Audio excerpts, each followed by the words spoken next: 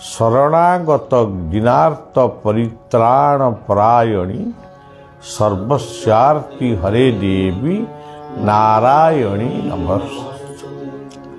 तेणु महाकालींकर रूप बा तांकर नाम को जी स्मरण करे तार ज्ञान उदय हुए। कालरू जी रक्षा करे, काल कहले समय, काल कहले गोटे विपद को काल बोली कहा जाए। विपदरू जी रक्षा करती से होचंती काली। कालर स्त्रीलिंग होची काली। तेणु आम धर्म रे विभिन्न शास्त्र रे विभिन्न प्रकार ज्ञानी माने भिन्न भिन्न प्रकार ताको आलोचना करिसंती। यही आलोचना करिबा द्वारा ही आमर धर्म हो बा संप्रदाय हो एगुड़िक माने अनेक खंडित मंडित हो किंभूत किंबाकार रूप देइछि। ओडिशार जदि गोटे काली मंदिर किए करिवो सिंदूर गोटे मारिदब ताकू लोक भाविबे से किछि बसे न जानी थाउ लोके भाविबे ये गोटे विराट तांत्रिक, किंतु प्रकृत रे सया नुहे। एटी बेंगल रे प्रत्येक घरे घरे माँ कालींकर पूजा हुए, श्यामा कालींकर पूजा हुए। श्री श्री ठाकुर रामकृष्ण परमहंसंकर आराध्या देवी थिले दक्षिणेश्वरी काली। स्वामी विवेकानंद मध्य यही महाकाली दर्शन रे से उद्बुद्ध होते। ठाकुर रामकृष्ण विवेकानंद को कही तुमर जहाँ मागिबा कथा माँ को माग। तेणु ये सब कथा तेणु जहाँ हो एमती गोटे समय थिला आमे सियालदारे यज्ञटीए करिया पई आयोजन करिथिलु। जो दिन हब ता पूर्व दिन सेठी यज्ञ हेई परिबो नहीं बोली परमिशन मिला नहीं। से दिनर अनुभूति आज भी मो मन भीतर अच्छी जे मु बाटे आसुची फोन रे मते कहगला जे एबे परमिशन मिलू नहीं किभली भावरे सेठी यज्ञ हब। जदि प्रकृत सियालदारे यज्ञ हवा जदि विधि निर्दिष्ट माने भगवान कर इच्छा ताहाले निश्चित भावरे हब। से केमिति हब किपरि हब कहा द्वारा हब किछि छे सब को चिंता न करी मु सेई रास्ता रे केवल दक्षिणेश्वरी काली को तांकर मंत्र को जप कली एवं कलिकता रे पहुंचली। एटा गोटे असंभव कथा पुनी एमिति भावरे संभव हैला। अति सुंदर भावरे यज्ञ समाहित हैला गोटे क्लब पड़िया भितरे सेमती हैला सब कथा है गला। तेणु भागवत से कहले मूलटी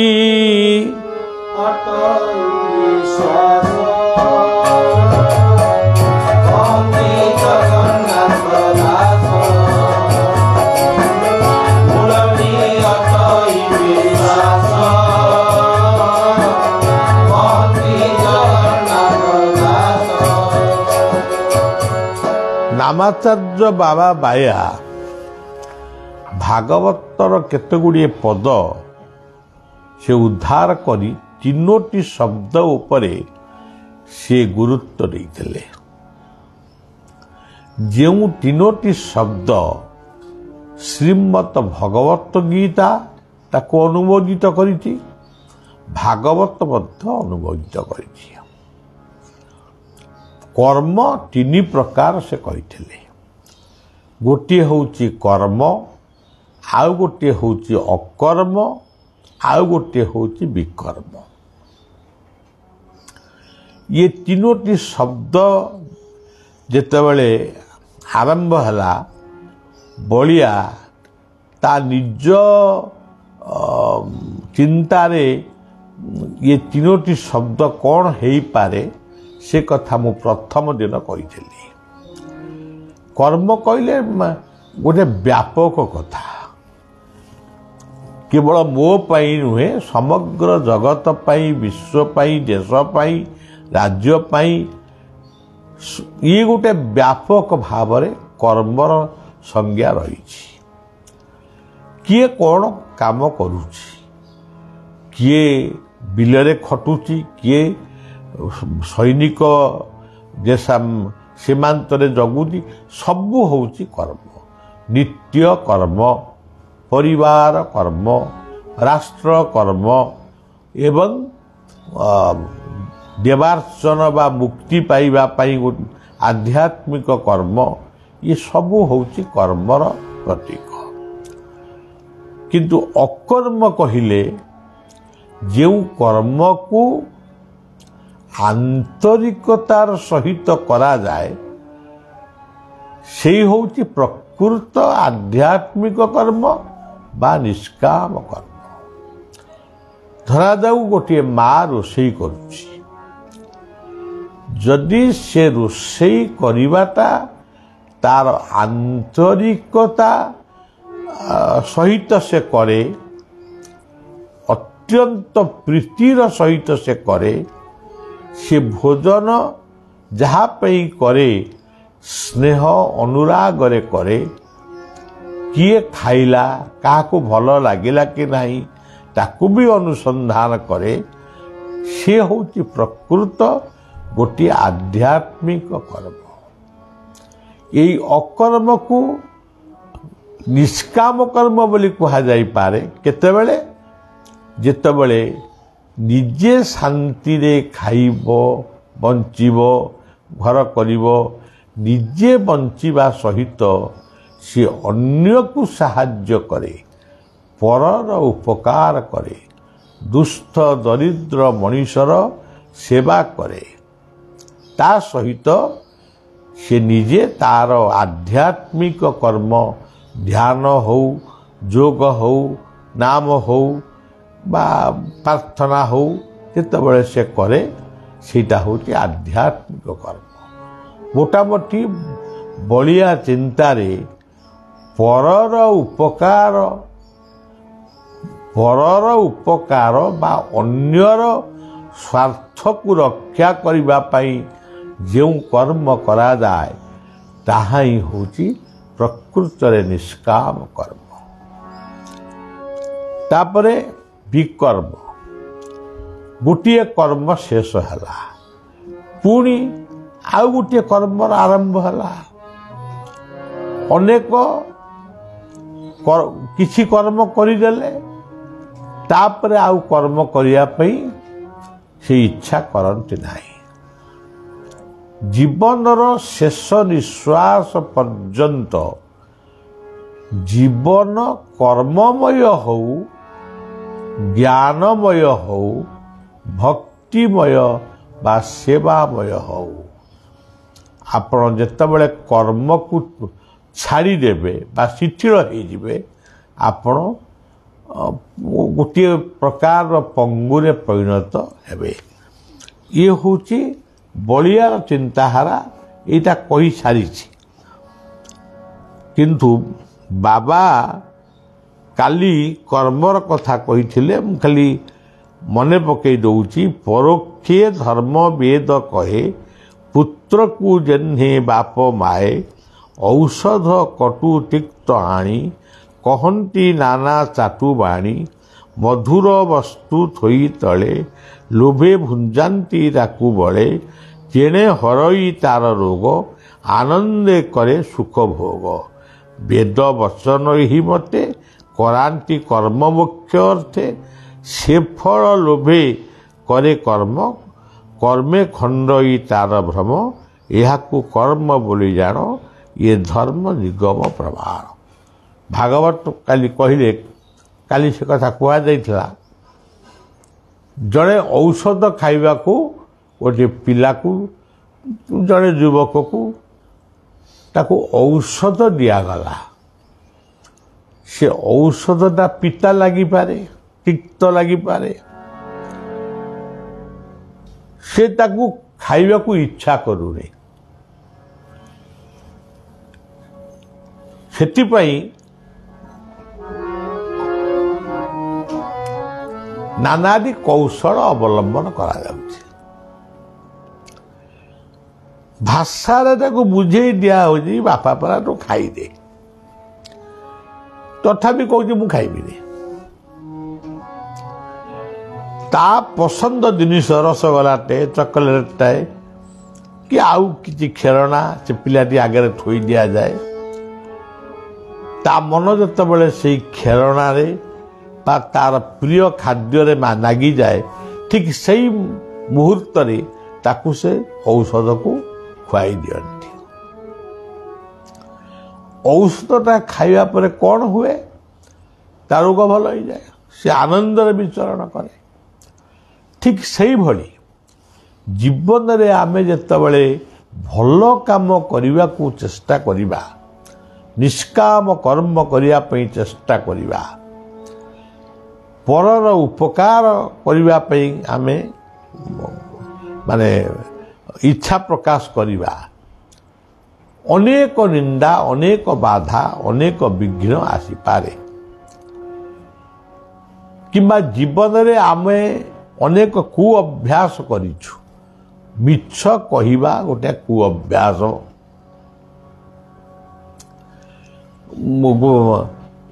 माने चोरी करिबा ये गोटे कु अभ्यास पर नारी पर झियो पर बहुमान प्रति आसक्ति हवा ये गोटे मध्य होची माने कु अभ्यास निशा मादक खाइबा ये गुड़ाक कु अभ्यास याकू सब छाड़ीबा को हेले टिके कष्ट हबो कष्ट लागिवो किछि जदि किंतु जिते बेले आमे प्रकृत रे गुरु वाक्य बा शास्त्र वाक्य बा वेद वाक्य को मनन करी आमे ताकू संपूर्ण भाव रे त्याग करिबा सेतबेले निश्चित भाव रे आम भितरे अस्फुरंत आनंद खेली जीवो ये कथाटी भागवत रे वर्णित अछि बाबा ताकू कहिले वर्तमान विकर्म संपर्क रे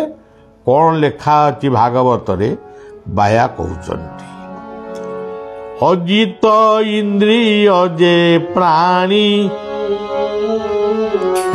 से जे न अजित इंद्रिय जे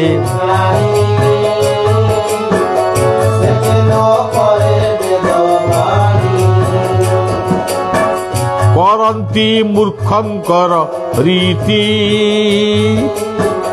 विकर्मे जन्म मृत्यु पांति करंती मूर्खंकर रीति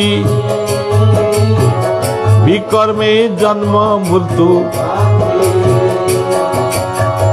यहा विकर्म बोली जानी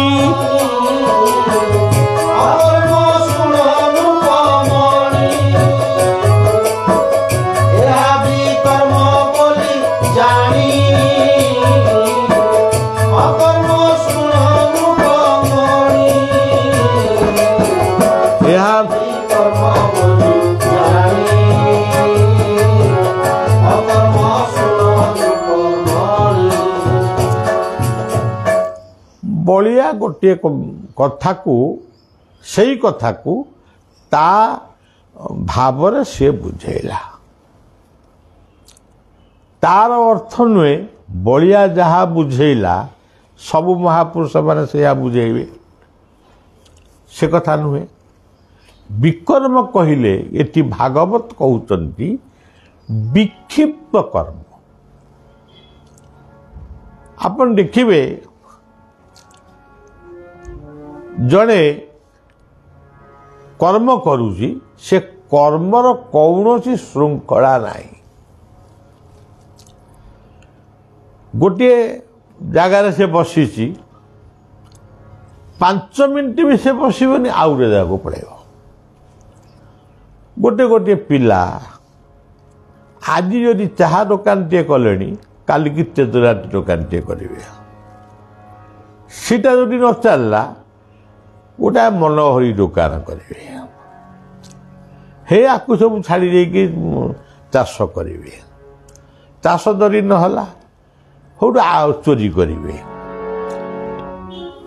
ମଣିଷର କର୍ମ ଯଦି ବିକ୍ଷିପ୍ତ ହୁଏ, ତାର କନସେନ୍ଟ୍ରେସନ୍ ଯଦି କର୍ମ ଭିତରେ ସୀମିତ ନ ରୁହେ, ମୁଁ ଏହି କର୍ମକୁ ଆରମ୍ଭ କରିଛି, ଇଏ କର୍ମକୁ ମୁଁ ନିଶ୍ଚୟ ଶେଷ କରିବି ଏବଂ ଇଏ କର୍ମ କେବେ ହେଲେ ମୋତେ ବାଧାବିଘ୍ନ ଦେବ ନାହିଁ। ଗୋଟିଏ ଛୋଟିଆ ଉଦାହରଣ ଦେଉଛି। ଜଣେ ବୟସ୍କ ଲୋକ ସେ ରୋଷେଇ କରନ୍ତି। ବହୁତ ଦିନ ତଳର କଥା। ସିଏ ଆମ ଅନୁଷ୍ଠାନକୁ, ଆମ ଯଜ୍ଞ ଅନୁଷ୍ଠାନକୁ ସେ ଆସିଥିଲେ। ମୁଁ ତାଙ୍କୁ ପଚାରିଲି, ଆଚ୍ଛା ତମେ ରୋଷେଇ କ'ଣ କର? ନା ହଁ ମୁଁ ରୋଷେଇ କରେ। ମୋ ଲୋକମାନଙ୍କୁ ମୁଁ ନେଇ ରୋଷେଇ କରି ଲୋକଙ୍କୁ ଖାଇବାକୁ ଦିଏ, 500 1000।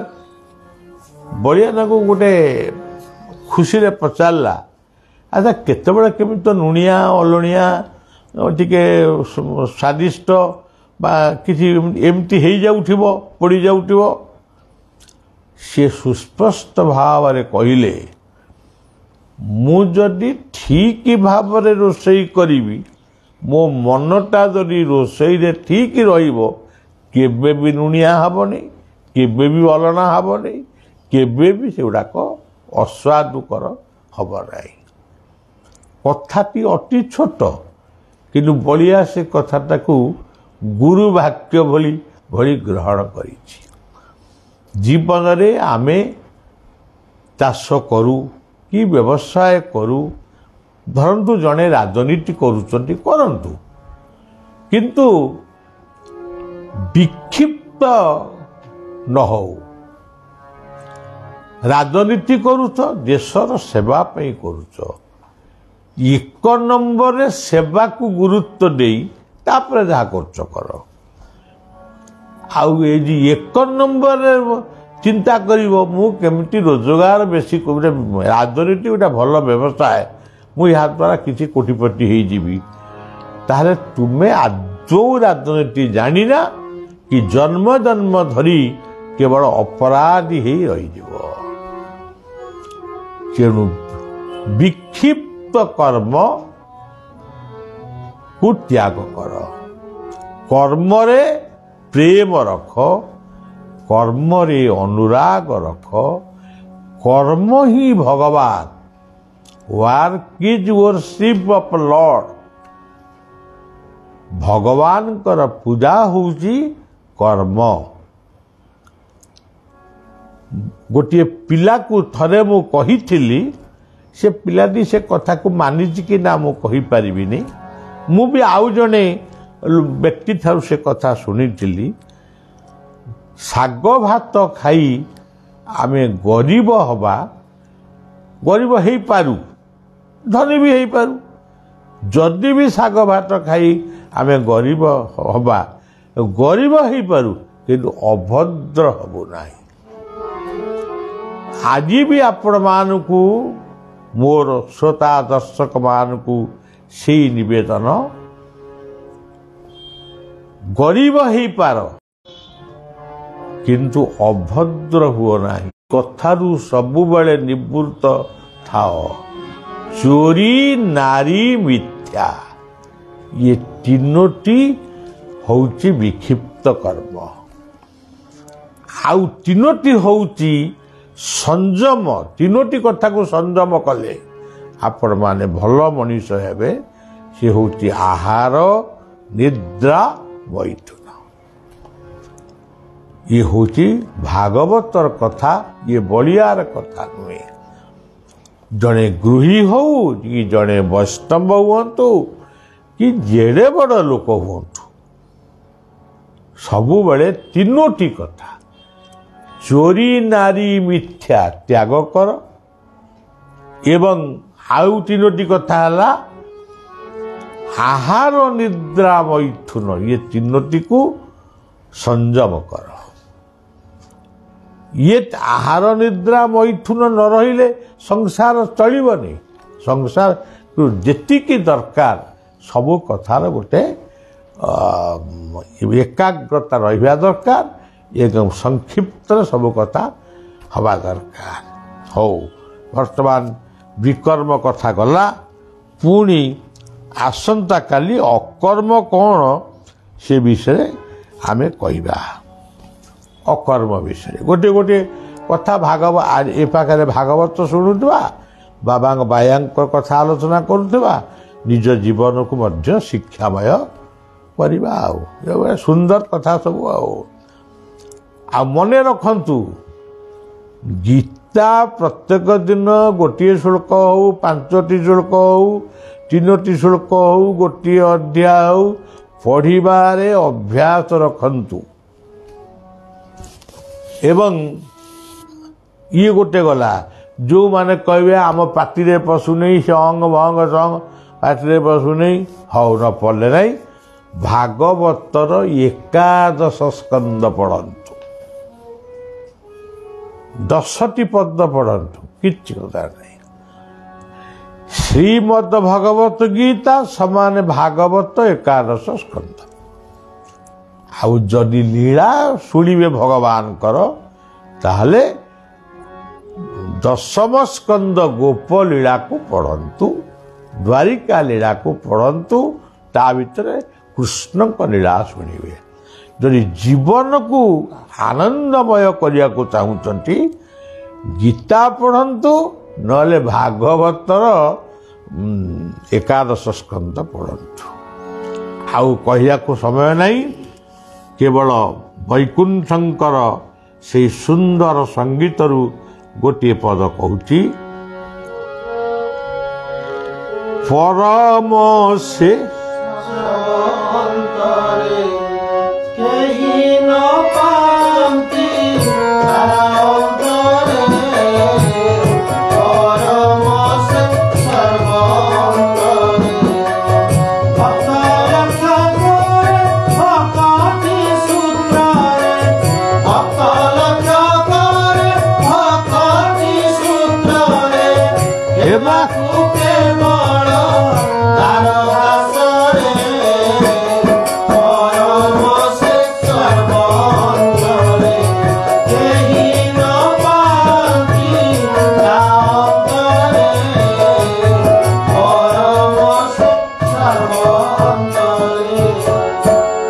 ସମସ୍ତଙ୍କ ଅନ୍ତର ଭିତରେ ସେ ଅଛନ୍ତି।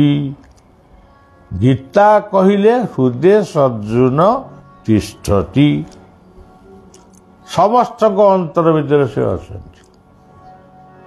ବୃକ୍ଷ ତରୁ ତୃଣ ଲତା କୀଟ ପତଙ୍ଗ ମଣିଷ ପଶୁ ପକ୍ଷୀ ବାଘ ଭାଲୁ ସବୁ ଅଛନ୍ତି। କିନ୍ତୁ ଯିଏ ପ୍ରକୃତରେ ମଣିଷ ସମାଜର ଭିତରେ ଅଛନ୍ତି, ଭକ୍ତ, ଯିଏ ପ୍ରକୃତ ଭଗବାନଙ୍କୁ ଜାଣିବା ପାଇଁ ସେ କିଏ, ସେ କେଉଁଠି ଅଛନ୍ତି, କିପରି ଅଛନ୍ତି, ଇଏ କଥାକୁ ଯିଏ ଅନୁସନ୍ଧାନ କରୁଛି, ସେଇ ଭକ୍ତି ମାର୍ଗରେ ରହି ସେ ଭଗବାନଙ୍କର ଦାସ ହେଉଛି। ଆପଣ କହିବେ ଗୋଟେ ଦାସ ଗୋଟେ ଛୋଟିଆ କଥାଟା, ନା, ଦାସ ସର୍ଭିସ ଇଜ୍ ଗଡ୍। ତେଣୁ ସେବା ହିଁ ଭଗବାନ। ଏଠି ଦାସ ମାନେ କୋଉଠି କାହା ପାଖରେ କିଏ ଚାକିରି କରିଛି, ମୁଣ୍ଡ ବିକିଛି। ଆମେ ଜଗତ ସ୍ରଷ୍ଟାଙ୍କର ସେବାରେ ଜୀବନକୁ ଅତିବାହିତ କରିବା ହେଉଛି ଦାସତ୍ୱ। ବୈକୁଣ୍ଠଙ୍କର ଏହି ସୁନ୍ଦର ସଙ୍ଗୀତଟି ସରିଲା, ମଧୁଙ୍କର ସଙ୍ଗୀତଟି ଆରମ୍ଭ ହେବ। ଇଏ ଗୋଟିଏ ପ୍ରକାର ଲେଖିଛନ୍ତି। ଅଷ୍ଟମୀରେ ଅଷ୍ଟାଙ୍ଗ ଯୋଗ। ଆମର ଜନ୍ମାଷ୍ଟମୀ ପଡ଼େ, ପୂର୍ବାଷ୍ଟମୀ ପଡ଼େ, ଜ୍ୟେଷ୍ଠ ପୁଅମାନେ ସବୁ ଅଷ୍ଟମୀରେ ନୂଆ ଲୁଗା ପିନ୍ଧନ୍ତି। ସେ କହିଲେ ଅଷ୍ଟମୀ, ଏଇଟା ଅଷ୍ଟମୀ ନୁହଁ, ମାନେ ସେଇଟା ଅଷ୍ଟମୀ, ସେ ଗୋଟେ ଅଲଗା, କିନ୍ତୁ ସେ ଅଷ୍ଟମୀକି କହୁଛନ୍ତି ଅଷ୍ଟାଙ୍ଗ ଯୋଗ। ତାପରେ କହୁଛନ୍ତି ପୋରୁଆ ହୁଅ ଅନୁରାଗ। ହେ ମଣିଷ, ଯେମିତି ଅଷ୍ଟମୀ ତିଥିରେ ପୂର୍ବାଷ୍ଟମୀରେ ଜ୍ୟେଷ୍ଠ ପୁଅମାନେ ନୂଆ ବସ୍ତ୍ର ପିନ୍ଧନ୍ତି, ଏଣ୍ଡୁରି ପିଠା ଖାଆନ୍ତି, ସେମିତି ସିଏ ସମଗ୍ର ମଣିଷକୁ କହୁଛନ୍ତି ତମେ ସମସ୍ତେ ପୋରୁଆ ହୁଅ, ନୂଆ ବସ୍ତ୍ର ପିନ୍ଧ। ତାମାନେ ନୂଆ ବସ୍ତ୍ର ଗଲେ ବଜାରରୁ କିଣିକି ନୂଆ ବସ୍ତ୍ର ପିନ୍ଧିବ, ସେଇଟା ଅଲଗା। ଏଇଟା ହେଉଛି ତମେ ସେଇ ନିତ୍ୟ ନୂତନ ସନାତନ ସେଇ ପରମାତ୍ମାଙ୍କ ଭାବରେ ନିବଜ୍ଜିତ ହୁଅ। ନୂଆ କାମଟିଏ କରିବା ପାଇଁ ସଂକଳ୍ପ ନିଅ। ସେଟା ପୁଣି ସେଗୁଡ଼ା ଚୋରି ଫରି ଏସବୁ ମିଛ ମିଛ ନୁହେଁ, ଚୋରି ମିଛ ନାଚ ଏଗୁଡ଼ାକ ନୁହଁ। ତେଣୁ ଯେଉଁମାନେ ଜୀବନରେ ଭଲ କାମ କରିବା ପାଇଁ ସଂକଳ୍ପ ନେବ, ସେହି ପ୍ରକୃତ ପୂର୍ବାଷ୍ଟମୀ। ତାପରେ କହିଲେ ଚନ୍ଦୁରୀ ମାହାର ଏଣ୍ଡୁରି ପିଠାକୁ ଅଣ୍ଡିରି ପୁଅମାନେ ପେଟ ଭର। ଇଏ କଥା ଆଉ କ'ଣ ଭଳିଆ ବୁଝେଇବ, ମୁଁ ତ ନିଜେ ବୁଝିପାରୁନି। ଚନ୍ଦୁରୀ ମାର ଏଣ୍ଡୁରି ପିଠାକୁ, ଚନ୍ଦୁରୀ କହିଲେ ସେ ଚନ୍ଦ୍ରମା, ଚନ୍ଦ୍ରଙ୍କର ଯେଉଁ ସୁଶୀତଳ କିରଣ, ତୁମେ ଶାନ୍ତ ହୁଅ। ହେ ଅଣ୍ଡିରି ପୁଅମାନେ କାହାକୁ କହୁଛନ୍ତି? ପୁରୁଷମାନଙ୍କୁ କହୁଛନ୍ତି। ତୁମେ ସେଇ ଚନ୍ଦ୍ରମାର ଏଣ୍ଡୁରି ପିଠା ହେଉଛି ଶୀତଳ, ଶାନ୍ତ। ହେ ପୁଅମାନେ ତମେ ଶାନ୍ତ ହୁଅ, ସରଳ ହୁଅ, ନିଷ୍କପଟ ହୁଅ, ଅଡ଼ୁଆ ମଡ଼ୁଆ ହୁଅନି। ବୋଧେ ଏଇ ଭାବରେ ସେ ଲେଖିଛନ୍ତି। ଆଉ ତାପରେ ଆପଣମାନେ କହିବେ ଖାଲି ଅଣ୍ଡିରି ପୁଅଙ୍କ କଥା ଲେଖିଲେ, ଝିଅମାନଙ୍କ କଥା ଦେଖିଲେନି। ଯେଉଁ ଝିଅମାନଙ୍କ ଭିତରେ ନମ୍ରତା ନାହିଁ, ତାଙ୍କ ଚାଲି ଭୁଲ, କଥା ଭୁଲ, ବ୍ୟବହାର ଭୁଲ, ପୋଷାକ ଭୁଲ, ଖାଲି ଆମେ ପାଠ ପଢ଼ିଛୁ, ଏଇ ପ୍ରାଉଡନେସଟା କେବଳ ରହିଛି। ସେ ବି ଗୋଟେ ପ୍ରକାର ଅଣ୍ଡିରି ପୁଅ।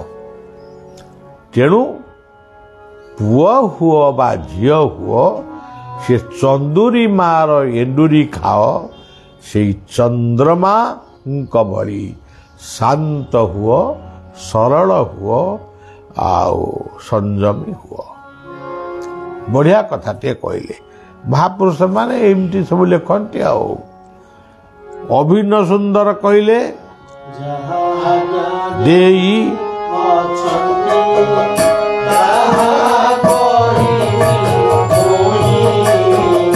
ହରିଦୂତ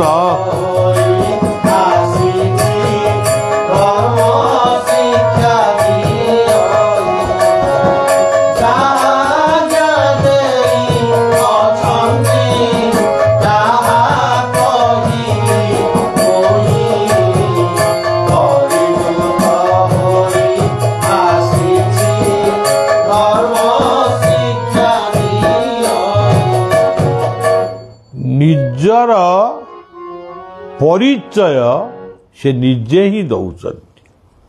କେତେ ସୁନ୍ଦର କଥା। ଆମେମାନେ ତାଙ୍କୁ କ'ଣ ବୋଲି କ'ଣ କହିଦେଉଛୁ, ଆମେ ନିଜେ ବି ଜାଣୁନୁ।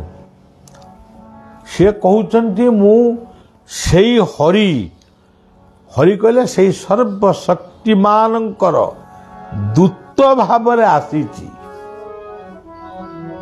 ଆମେ ତ ଏବେ ତ ସବୁ ଦୂତ କେହି କହୁନାହାନ୍ତି। ଏବେ ସମସ୍ତେ କହୁଛନ୍ତି ଆମେ ଭଗବାନ, କିନ୍ତୁ ତମେ କେମିତି ଭଗବାନ ହେଲ? ଆଉ ଗୁଡ଼ାଏ ଲୋକ ବି ତାଙ୍କୁ ମାନେ ଭଗବାନ ସଜେଇବାରେ ପୁରା ବ୍ୟସ୍ତ। ଠାକୁର ଅଭିରାମ କହୁଛନ୍ତି ମୁଁ ହରିଙ୍କର ଦୂତ ହେଇ ଆସିଛି, ଧର୍ମ କ'ଣ ଅଧର୍ମ କ'ଣ ଏଇ ଶିକ୍ଷା ଦେବା ପାଇଁ। ଜଣେ ମହାପୁରୁଷ କେତେ ସୁନ୍ଦର ଭାବରେ ନିଜର ପରିଚୟ ଦେଉଛନ୍ତି। ସେ କହୁନାହାନ୍ତି ମୁଁ ଗୁରୁ ହେଇ ଆସିଛି, ସେ କଥା ବି କହିଲେନି କି ମୁଁ ଜଣେ ଭକ୍ତ ହେଇକିରି ଆସିଛି, ତା ମଧ୍ୟ କହିଲେନି। ଦୂତର କାମ କ'ଣ? ସେ ବାର୍ତ୍ତା ନେଇକି ଆଉ ଜଣଙ୍କ ପାଖରେ ପହଞ୍ଚେଇବ। ସମାଜକୁ ବାର୍ତ୍ତା ଦେବା ପାଇଁ ଠାକୁର ଅଭିରାମ ନିଜକୁ ଦୂତ ବୋଲି କହିଛନ୍ତି। ତେଣୁ ଆମେ ହୁଏତ ସେଇ ଧର୍ମ ଦୂତଙ୍କୁ ଆମେ ଠାକୁର ଭଳି ପ୍ରାର୍ଥନା କରିବା, ସେଇଟା ଆମର କଥା, ଆମ ନିଷ୍ଠାର କଥା, କିନ୍ତୁ ସିଏ ତାଙ୍କର ପରିଚୟ ଦେଉଛନ୍ତି। ହଉ ସଜ୍ଜନ, ପୁଣି ଥରେ ଆପଣମାନଙ୍କୁ ମନେ ପକାଇ ଦେଉଛି, ନର୍ମଦା ଧର୍ମଶାଳା ଚାଲିଛି ଆଶ୍ରମରେ ଏବଂ ତା ନିଶ୍ଚିତ ଭାବରେ ଶେଷ ହେବ। ଇଏ ହେଉଛି ଗୋଟିଏ କଥା। ଯେଉଁମାନେ ସହଯୋଗ କରିଛନ୍ତି ସେମାନଙ୍କୁ ଶୁଭେଚ୍ଛା, ଯେଉଁମାନେ ନ କରିଛନ୍ତି ତାଙ୍କୁ ମଧ୍ୟ ଶୁଭେଚ୍ଛା। ଇଷ୍ଟାର୍ଘ୍ୟ କଥା କହିଥିଲି। ଅନେକ ବ୍ୟକ୍ତିମାନେ ପ୍ରତ୍ୟେକ ମାସରେ ଇଷ୍ଟାର୍ଘ୍ୟ ଅନନ୍ତଙ୍କ ସେବା ପୂଜା ମହୋତ୍ସବ ପାଇଁ ଦିଅନ୍ତି ବି ଦେଉଛନ୍ତି। କେତେବେଳେ କିଏ ବନ୍ଦ କରିଦେଉଛି, ପୁଣି ଦେଉଛନ୍ତି। ସେମାନଙ୍କୁ ମୋର ଅଶେଷ ଶୁଭେଚ୍ଛା। ଆମର କର୍ମର ଫଳ କିଛି ଆମେ ଇଷ୍ଟଙ୍କ ଉଦ୍ଦେଶ୍ୟରେ ଅର୍ପଣ କରୁଛେ। ଏବେ ଆଉ ଗୋଟିଏ କଥା, ବୈଶାଖ ଶୁକ୍ଳ ଚତୁର୍ଦ୍ଦଶୀ ମେଳା ମେ 3 ତାରିଖରୁ ଆରମ୍ଭ ହେବ, ମେ 16 ତାରିଖ ପର୍ଯ୍ୟନ୍ତ ଚାଲିବ। 16 ତାରିଖ ପରେ 7 ଦିନ ବ୍ରହ୍ମ ସେବା ହେବେ, ସିଏ ଗୋଟେ ଅଲଗା ପୂଜା। ତେବେ ଏଇ ଯେଉଁ ଚତୁର୍ଦ୍ଦଶୀ ପଡ଼ୁଛି 15 ତାରିଖରେ, ତେଣୁ ଯେଉଁମାନେ ଚତୁର୍ଦ୍ଦଶୀ ପୂର୍ବରୁ ତ୍ରୟୋଦଶୀ ଦିନ ଆସିପାରନ୍ତି କିମ୍ବା ଚତୁର୍ଦ୍ଦଶୀ ଦିନ ଆସିପାରନ୍ତି, ଦ୍ୱାଦଶୀ ଦିନ ବି ମଧ୍ୟ ଆସିପାରନ୍ତି। ଯେଉଁମାନେ ଆସିବେ ଖରାରେ ଆସିବେ ନାହିଁ, ଟିକେ ଅପରାହ୍ନରେ ବାହାରିବେ, ବିଳମ୍ବରେ ପହଞ୍ଚନ୍ତୁ, ଠାକୁରଙ୍କ ଦର୍ଶନ କରିବେ, ପ୍ରସାଦ ପାଇବେ, ଆନନ୍ଦରେ ଘରକୁ ଫେରିବେ। 2-3 ବର୍ଷ ହେଲା ନିରାଡମ୍ବର ଭାବରେ ପାଳନ ହେଉଥିଲା, ଏ ବର୍ଷ ବି ବେଶୀ ଆଡ଼ମ୍ବର କରାଯାଉନି, କିନ୍ତୁ ଗୋଟିଏ ଗଣତନ୍ତ୍ର ପ୍ରୋଗ୍ରାମ, ଏମିତି ବିଭିନ୍ନ କାର୍ଯ୍ୟ ସବୁ ରହିଛି। ତେଣୁ ସମସ୍ତେ ମେଳା ପାଇଁ ଆପଣମାନେ ସମସ୍ତେ ସଜାଗ ରୁହନ୍ତୁ। ଯେଉଁମାନେ ନ ଆସିପାରିବେ ନାହିଁ, ଯେଉଁମାନେ ଆସିବାକୁ ଇଚ୍ଛା କରୁଛନ୍ତି ଆସନ୍ତୁ। ତେଣୁ ସମସ୍ତଙ୍କ ସହଯୋଗରେ ମେଳା ଅନୁଷ୍ଠିତ ହେବ, ସମସ୍ତଙ୍କ ସହଯୋଗରେ ଧର୍ମଶାଳା ତିଆରି ହେବ, ସମସ୍ତଙ୍କ ସହଯୋଗରେ ଅନନ୍ତଙ୍କର ମହାନ ଉତ୍ସବ, ପ୍ରତ୍ୟେକ ଦିନର ଉତ୍ସବ ପାଳିତ ହେବ। ଶେଷରେ ସେବକ ବଳିଆ ଆପଣମାନଙ୍କୁ ଶୁଭେଚ୍ଛା ଦେଇ ରହୁଛି।